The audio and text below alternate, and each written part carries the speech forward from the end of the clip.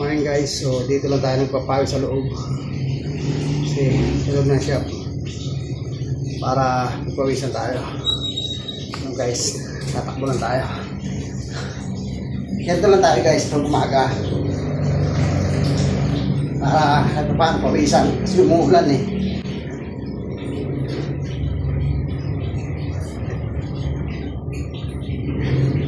Naman kasi yung pawis ko guys oh.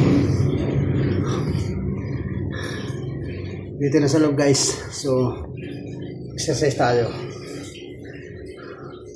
Pawis.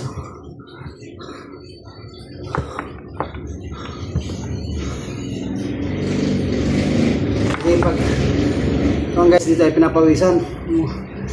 Dito lang tayo, tumatakbo tayo sa loob.